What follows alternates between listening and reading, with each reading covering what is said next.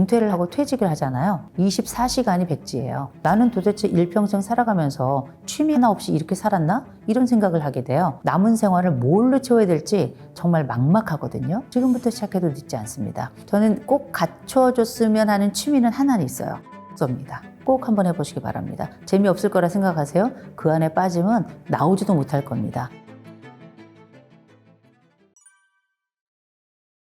심심하잖아요. 은퇴 한번 해보세요. 우리가 은퇴를 하고 나잖아요. 처음에는 밀월, 일명 허니문 시기가 있습니다. 보통은 뭐 짧게는 3개월, 길게는 한 1년 정도 되는데 자고 진짜 그간 못했던 거 다 해보고 싶고 하잖아요. 재밌는 건 뭐냐면 허니문은 신혼에게도 짧지만 퇴직자에게도 짧다는 겁니다.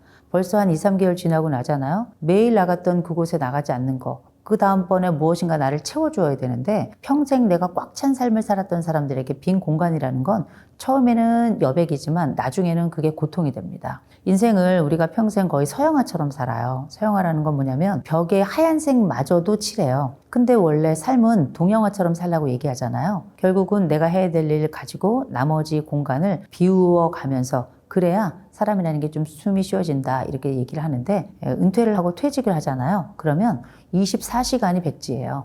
아무것도 나를 채워주는 것도 없고 나를 채워주는 시공간이 하나도 없습니다. 그러면 갑자기 헝해지는 거거든요. 우주 한가운데 내가 버려진 듯한 느낌을 가지면서 그때부터 조급해지기 시작해요. 그러면서 나는 도대체 왜 이 공간, 이 시간 속에서 이렇게 버려진 느낌을 갖는가 싶어서 뭐 하냐면 일을 막 알아봅니다. 근데 일을 막 알아보더라도 이 일이 옛날처럼 그렇게 막 나를 채용해 주려고 하지도 않고 또 내가 옛날에 가지고 있던 능력치는 결국 나의 월급에 비례한다고 생각을 해야 되는데 그 월급만큼을 뭐 받을 수도 없고요. 그러면 내가 굉장히 비참해지기도 하고 때로는 내가 가지고 있는 삶이 되게 무료해지면서 이 시간을 무엇으로 채워야 될지에 대해서 고민을 하게 되는데 이러다 보면 나는 도대체 일평생 살아가면서 취미 하나 없이 이렇게 살았나? 이런 생각을 하게 돼요. 무료함을 넘어서 우울감까지 오게 됩니다. 그래서 우리가 보통은 퇴직이나 혹은 은퇴하기 전에 반드시 내가 가지고 있는 삶의 그 여백들이 생길 때 무엇을 해야 될 것인가에 대해서 생각은 해볼 필요가 있어요. 이런 말씀을 드리면 아니 그렇게 의도적으로 뭔가를 채우려고 하는 게 적절한 일이야? 이렇게 말씀하실지 모르겠어요.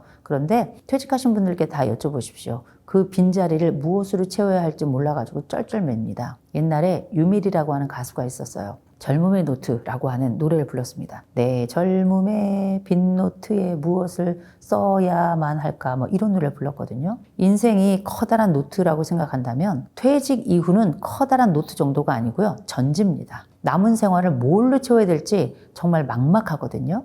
노년기를 맞아가면서 내가 퇴직 혹은 은퇴를 한다는 건 퇴직을 한다는 건 다음번에 또 일을 구하고 싶다는 얘기고 은퇴를 한다는 건 이제 일을 그만두고 쉬겠다는 얘기인데 목적이 무엇이든지 간에 우리는 그 빈 공간을 무엇으로 채우지 않으면 견디지 못하는 민족이기 때문에 먼저 그 이전에 내가 이 여백을 뭘로 채울지에 대해서 먼저 상상을 해보고 구체적인 계획을 세워보는 거 굉장히 중요하고요. 내가 이런 거 한 번도 계획을 세워본 적도 상상을 해본 적도 없어 하는 분들은 지금부터 시작해도 늦지 않습니다. 그 여백이 어쩌면 우리에게 두 번째 삶을 만들어주고 예상치 못했던 기쁨을 주기도 하고 때로는 내가 백지라고 생각했던 내 삶에 그냥 뭔가를 채우는 걸로 끝나는 것이 아니라 새로운 꽃을 피우기도 할 수 있기 때문에 퇴직이나 은퇴 이후에 저는 취미나 혹은 그 시간을 새롭게 재구성하는 과정은 무엇보다 중요할 거라고 봅니다. 한국인들이 시간을 제대로 활용하지 못하는 게 아니라 생각해 보세요. 고기도 먹어본 사람이 그 맛을 아는 겁니다. 한 번도 놀아본 적이 없는 사람에게 이제 놀아! 그러면 이거는 고문하고 똑같은 거예요. 우리는 일의 민족이라고 얘기해도 될 정도로 남자들이나 여자들이나 다 일에 매진합니다. 남자들은 밖에 나가서 일명 사회적으로 돈을 버는 일을 했다면 여성들은 아이들 키우면서 살림에 가면서 쉬지 않고 자기를 돌보지 않는 민족이라고 저는 생각을 해요. 그랬다가 노년이 된다는 건 처음으로 자기하고 맞닥뜨리는 시점, 24시간을 거울 앞에 서서 나를 바라보는 시점인데 이럴 때 갑자기 너는 왜 네 자신을 돌보지 못하니? 라고 나무라는 건 전 정말 너무하는 거라고 생각합니다. 이 사람들 평생 자식 위해서, 사회 위해서 인생을 살아가며 열심히 열심히 달리기 하듯 살아왔던 사람인데 너 이제 달리기 끝났어. 여기까지만 얘기하고 나머지는 아무것도 준비해주지 않는 거거든요. 근데 우리가 인생을 누가 준비해주지 않습니다. 내 인생은 내가 준비하는 거고 마침 우리는 퇴직이나 은퇴를 한 이후에 또 이제 아이들을 떠나보낸 이후에 내 인생에서 이제 내 준비 지금부터라도 시작하면 되는 거거든요. 너는 왜 노후를 준비하지 않았니? 너는 왜 남은 여백 그 시간을 준비하지 않고 지하철만 타고 왔다 갔다 하니? 지하철 타는 게 뭐가 어때서요? 지하철 타고 내가 내 나름대로 스케줄을 만든 겁니다. 그분들이 할 일이 없어서 지하철을 타고 왔다 갔다 하는 게 아니고요. 이를테면 어떤 분이 상담을 오셨는데 자기는 할 일이 없대요. 자기는 24시간이 아무것도 못하는 바보인 것 같다 이렇게 말씀하시더라고요. 제가 그분께 말씀드렸어요. 바보 같지 않으려면 어떻게 해야 될까요? 그랬더니 일이 있어야 된대요. 그럼 일은 어떤 걸 의미할까요? 그랬더니 직장을 다녀야 된대요. 올해 연세가 어떻게 되셨어요? 73세래요. 73세에 그전에 일을 해보셨던 이력은 있으신가요? 없대요. 그러면 이력서를 쓰고 어딘가 지원을 했을 때 누가 나를 써줄까요? 안 써줄 것 같아요. 그래서 우울하대요. 제가 그랬어요. 제가 지금부터 취직을 시켜드릴게요. 이렇게 하면 될 것 같습니다. 대신에 보수는 없습니다. 그랬더니 일만 있으면 된대요. 아, 그러세요? 그럼 제가 지금부터 일주일 꽉 차게 일을 드릴게요. 하실 수 있겠어요? 무슨 일인지 하실 수 있대요. 약속하셔야 됩니다. 약속하시겠대요. 제가 그분하고 함께 빼곡하게 9 to 7으로 아침 9시부터 저녁에 7시까지 스케줄을 팍팍하게 같이 짰습니다. 그랬더니 이분이 이 스케줄을 짜면서부터 신나는 거예요. 그리고 나서 이 스케줄을 짠다 그래서 상담이 끝나는 게 아니고요. 이 스케줄을 4주간, 일단 한 달간 꼬박 이걸 시행할 수 있는지를 같이 봤어요. 일주일 지나니까 죽겠다 그러더라고요. 2주일 지나니까 못하겠다 그러더라고요. 그럼에도 불구하고 어떤 건 잘 성취하고 어떤 건 좀 덜 성취했지만 거기까지 가더라고요. 한 3주째 지나니까 이제는 조금 자리가 잡힌 것 같다 하더라고요. 4주째 되니까 이거 일상이 꽉 차서 바빠서 정신이 없다는 거예요. 그래서 제가 한 달 딱 끝난 다음에 이런 말씀 드렸습니다. 외로우시다면서요. 우울하시다면서요. 우울할 새가 없대요. 물론 그 프로그램 중에는 새롭게 도전하는 것들이 많이 있었습니다. 이분은 생전 처음으로 복지관이라는 곳에 가서 등록을 하셨고요. 복지관에 가셔서 프로그램을 5개를 등록을 하셨고요. 이것뿐만 아니라 봉사로 할 수 있는 걸 하나를 또 선택을 해서 자원봉사를 또 시작하셨고요. 마지막 하나는 일주일에 한 번 잊지 않고 해야 되는 등산이 있었거든요. 그 등산은 3시간짜리였습니다. 이분은 그래도 다리가 좀 괜찮은 상황이어서 그렇게 일주일을 꽉 채워서 갔더니 이분이 뭐라고 말씀하시냐면 이제 저는 알았대요. 뭘 알았냐 여쭤봤더니 저는 이런 사람이더라고요. 어떤 것을 하면서 기뻐하고 다른 사람들을 도우면서 감격하고 산에 오르면서 쾌감을 느끼는 사람이더라고요. 이분은 단 한 번도 주기적으로 산에 올라본 적도 없었고 다른 사람의 도움을 위해서 자원봉사를 해본 적도 없었고 내 스스로 나를 위해서 어떤 교육을 받아본 적도 없던 분이었거든요. 그렇게 나를 위해서 교육을 받아보면서 그 마음의 지평을 넓혀가고 다른 사람을 돕는 것을 규칙적으로 해가면서 돕는 기쁨 속에 빠져보고 산에 올라가면서 내 몸도 살펴보면서 가장 정상에 올랐을 때 그 성취감도 경험하게 된 거거든요. 결국 내 인생의 좌표는 내가 정하고 내 인생의 플랜도 내가 정하는 겁니다. 지금부터 본격적으로 나는 나라는 세계의 첫 번째 개척자가 되는 거거든요. 그래서 적어도 우리가 어떤 방식으로 내가 퇴직이나 은퇴한 이후에 내 삶을 만들어갈까 고민하시는 분들 많이 계신데 초등학교 1학년 때 처음부터 그리기 시작했던 그림 일기에 보면 첫 번째 계획 세우기가 있었을 겁니다. 여러분들만의 동그라미 계획을 세우시고 일주일의 계획을 다른 사람의 신경 쓰지 마시고 여러분들만의 계획을 시작하셨으면 좋겠어요. 누구도 내 인생 계획 세워주지 않고요. 남은 노년의 계획도 아무도 우리에게 책임져 주지 않습니다. 게으른 사람 없고요. 다만 시행하지 않는 사람만 있을 뿐입니다. 지금부터 계획 실행하시고 그 계획을 보다 의미 있게 만들어 가시면 돼요. 그리고 내가 그 계획을 실행하는 과정에 내가 지하철을 탈 일이 있다? 그건 다른 사람들에게 왜 계획 없이 너 의미 없이 하는 일 없이 지하철 타느냐? 그건 그 사람들 얘기고요. 신경 쓰지 마세요. 우리는 우리의 삶을 사는 겁니다. 그리고 나는 나의 삶을 사는 거니 그렇게 내 산에, 내 자원봉사에, 내 교육을 하는 그 모든 자리가 저는 기쁨의 자리이자 성취의 자리라고 생각하거든요. 여러분들 모두가 그 계획을 시작하시면서 기쁨의 산에 오르시기 바랍니다. 취미라고 하는 게 뭐냐면 우리가 칙센트미아이의 그 몰입이라는 책에 보시면 우리가 몰입, 플로우란 말을 쓰지만 실제 몰입에서도 취미는 그 정점에 있습니다. 그 정점은 뭐냐면 취미에 대해서 설명을 할 때 전문성과 그리고 재미, 이 끝 끝에서 만나는 요게 바로 취미라고 하는 거거든요. 결국은 전문성도 있어야 되고 곧 충분히 숙련되어야 되고 그러면서 재미도 있어야 돼요. 이게 바로 취미다라고 이야기를 해요. 우리가 취미라는 게 할 일 없을 때 하는 이게 아니고요. 어떤 것에 빠져서 나만의 무아지경에 들어가는 과정인 거거든요. 그래서 우리가 흔히 덕후라는 개념을 쓰는데 이 덕후라고 하는 개념은 단순히 이 사람이 이걸 통해 가지고 돈을 버는 게 아닌데 한 세계 속에 들어가서 자기만의 기쁨의 물을 마시고 이게 또 다른 사람들하고 연결되는 경우들도 있죠. 근데 이게 보면 자기만의 세계를 구축하는 거거든요. 기쁨의 세계를. 내가 뭐 딱히 좋아하는 것도 없고 뭐 재밌게 생각되는 것도 별로 없고 뭘 해야 될지 모르겠어요 하시는 분들 많거든요. 저는 이분들께 이런 말씀 드리고 싶어요. 아무거나 해보세요. 아무거나 하는 건 뭐냐면 재미있는 것도 해보고 없는 것도 해보고요. 아니 이거저거 해봐야 내가 뭘 좋아하는지 알 거 아니에요. 아무것도 해보지 않은 상태에서 나는 내 인생의 기쁨을 원합니다. 이거는 뭐냐면 요새 말로 하자면 게으른 완벽주의자예요. 머릿속에 모든 걸 다 갖추고 있는 것 같지만 실제 게을러서 아무것도 하지 않아서 실제로는 어떤 기쁨도 얻지 못하는 거거든요. 낯선 것도 해보고요. 또 좋은 것도 해보고요. 나쁜 것도 해보고요.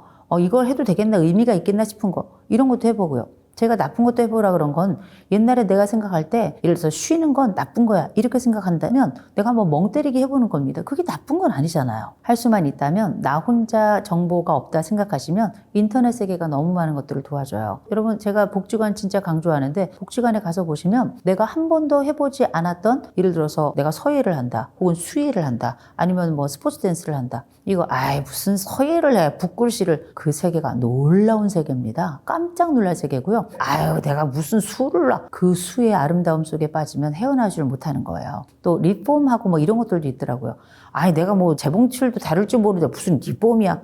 남자분이 이거 빠져가지고 정신 못 차리는 분 저 많이 만났거든요. 그 세계에 들어가서 맛도 보지 않아 놓고 그 세계가 별로라고 생각하는 건 그 세계를 모독하는 행위입니다. 그리고 스스로 자기의 그 기쁨에 들어갈 그 길을 셔터를 내리는 것과 똑같은 거거든요. 사소하다 생각하세요? 꼭 한번 해보시기 바랍니다. 재미없을 거라 생각하세요? 그 안에 빠지면 나오지도 못할 겁니다. 그리고 가끔씩 비용이 없는 것만 찾는 분들 계신데 기쁨은 다 비용이 들어갑니다.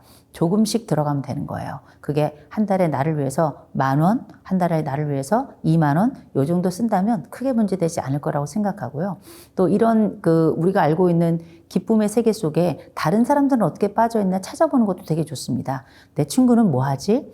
나랑 가까운 사람들은 어떤 일을 하나? 나랑 성향이 비슷한 사람들은 어떤 데서 기쁨을 얻나? 한번 살펴보시면 될 것 같고요. 무엇보다 제가 꼭 말씀드리고 싶은 건 요새는 SNS 많이 하잖아요. 다른 취미 세계 속에 빠져있는 분들이 SNS에 뭐 이거저거 막 올리잖아요. 근데 내가 해놓은 거 보면 형편없거든요. 기억하세요. 대단한 사람들은 대단한 꿈 꾸고 대단한 성취하면 되는 거예요. 우린 소소한 사람들이잖아요. 우리 소소한 사람들은 소소한 꿈 꾸고요. 소소한 성취하면 되는 거예요. 내가 그만큼 하지 못한다 그래서 좌절할 게 뭐 있습니까? 왜 내 기쁨을 다른 사람의 기준에서 뺏기려고 하세요? 내 기쁨은 작아도 내 기쁨입니다. 만끽하면 되는 거예요. 취미도 여러 가지가 있고 너무 다채로워서 뭐라고 딱 꽂으면 말씀드릴 수는 없는데 저는 꼭 갖춰줬으면 하는 취미는 하나는 있어요. 독서입니다. 나이가 50 넘잖아요. 눈도 잘 안 보여요. 무슨 독서야 하는데 저는 이런 말씀 드리고 싶어요. 독서 중에서도 10쪽 독서라는 걸 좀 권해드려요. 10쪽, 10쪽 독서라는 거, 이걸 이제 10독이라고 하면 좋을 것 같아요. 서점이나 도서관 가셔가지고요. 그것도 딱 정해진 날짜에만 가셔야 돼요. 정해진 날짜, 정해진 시간에. 이를테면 저 같은 경우는 토요일 오전에 늘 가거든요. 그러면 그 토요일 오전에 서점에 가셔가지고 딱 10페이지만 읽고 오는 겁니다. 10페이지만 읽고 그중에 좋은 말들을 공책에 적어 오시는 거예요. 그리고 한 주간 그거 외우는 거예요. 10페이지만 읽고 단어 하나, 문장 하나 이렇게 외우고 그거 써먹어 가면서 지내잖아요. 나는 다른 사람이 된다는 걸 2달도 안 돼서 느낄 겁니다. 재밌기도 하고요. 즐겁기도 하고요. 나만의 이 지적인 능력을 활용하기도 하고 동시에 어디 가서 얘기할 때도 유식한 사람이 될 거고요. 요새처럼 빠르게 세상이 변화가 있을 동안에 나만 뒤처진 것 같아서 루저, 곧 패배자라는 느낌을 갖는 분들 많이 계시거든요. 여전히 젊고 여전히 왕성한데 내가 아무것도 할 수 없는 것 때문에 속상해 하시는 분들 많이 계신데 독서가 활자의 시대를 살았던 사람들에게 굉장히 익숙하게 우리를 성장시키는 과정이기도 하지만 그래도 난 옛날에 책 읽은 적 없어 하는 분들도 옛날에 한 번쯤 들어봤던 책을 읽으면서 환호를 부르는 분들 굉장히 많이 봤는데 다 읽지 못해도 괜찮습니다. 10페이지만 읽으세요. 베스트셀러인 거, 아닌 거, 내가 아는 책, 모르는 책, 장르도 상관없어요. 시, 소설, 수필, 뭐 만화책도 괜찮거든요. 근데 이 책 꼭 사야 되는 거 아니잖아요. 우리가 도서관에 가면 빌릴 수 있는 거고, 내가 꼭 가서 책에 또 가지고 오면 번거롭다 하시는 분들은 서점만 가셔도 10쪽 읽는 건 서서도 그냥 읽을 수 있는 거예요. 그러니 취미에 한번 빠져보시면 저는 못 나올 거라고 생각합니다. 또 하실 수 있다면 배움을 함께 나누는 이런 사람들과 함께 동아리에 참여해 보시는 것도 좀 좋을 것 같은 게, 혼자 하는 건 지겨워요. 근데 같이 하면 재밌어요.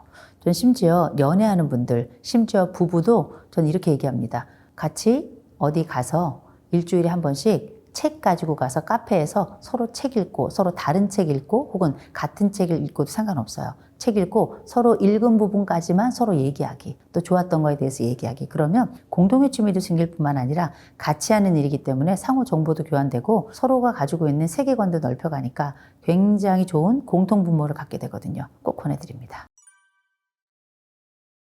쇼츠 같은 거 보는 거예요. 이런 인터넷 같은 거 보는 거 돈 안 들어간다 생각하시지만 그거 다 돈입니다. 휴대폰 우리가 산 거고, 우리가 뭐 통신비 다 내지 않습니까? 근데 우리가 이런 짧은 동영상 같은 거 이런 걸 쭉 넘기면서 보면 재밌죠. 순간순간 지나가는데 이럴 때 우리가 뇌썩음 현상이라는 게 나타나는 거예요. 브레인 rot라는 게 결국 짧은 동영상을 보게 되면 우리가 이런 것들 중에 좋은 것들을 기억할 거라고 생각하시죠? 그 다음 번 바로 넘기고 하다 보면 아무것도 머리 남는 것 없이 시간만 보내게 되는 거거든요. 더군다나 눈 나빠지죠?